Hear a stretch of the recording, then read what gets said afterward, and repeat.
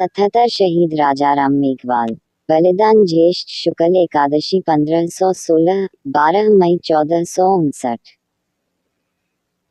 राजाराम और उसके माता पिता का बलिदान इतिहास की एक विस्मयकारी घटना है।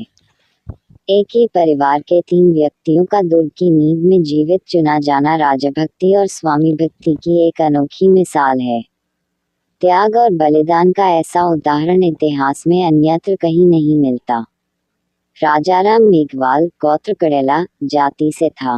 बलिदान को इतिहास में उपयुक्त स्थान देना उच्चवर्ण लेखकों ने शायद अपनी प्रतिष्ठा के अनुकूल नहीं समझा। अन्यथा कोई कारण नहीं कि इतिहास की इस सामान्य घटना को वास्तविक रूप में प्रस्तुत नहीं किया गया। राजाराम के विषय में तथ्यों को खोजने का कभी सही रूप में प्रयास ही नहीं किया गया। राजाराम के अन्य नाम देवा, देवासी, रजिया थे। राजाराम के पिता का नाम मोहनसी, माता का नाम केसर, नागौर जिले के परबतसर से भूरिया गोत्र के जीवनजी मेघवाल की पुत्री।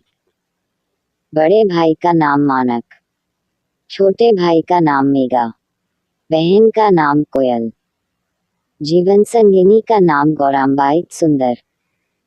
पुत्र दलजी और दलजी थे। छोटे भाई मेघा ने गांव भिंचरडी के पास सम 1530 में एक नाड़ी तालाब का निर्माण करवाया था जिसे मैगुलाई नाम से पुकारते थे।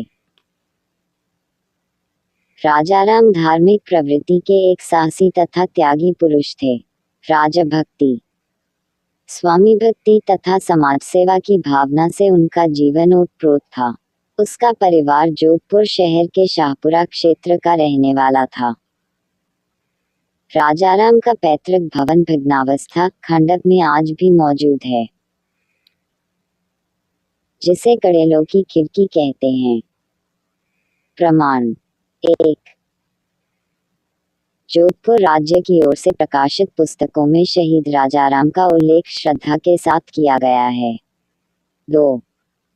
वही भाटों, रावों की पोथियां इस ऐतिहासिक घटनाओं का विस्तृत वर्णन लिखा हुआ है। 3। शाहपुर के मेघवालों के पास में विश्वसनीय दस्तावेज था। इसकी प्रति डॉ महावीर सिंह गहलोत के पास भी मौजूद है। 4।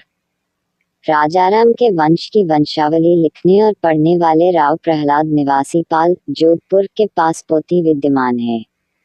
5। इस संबंध में सबसे महत्वपूर्ण दस्तावेज राजस्थान राज्य अभिलेखागार जोधपुर में उपलब्ध है।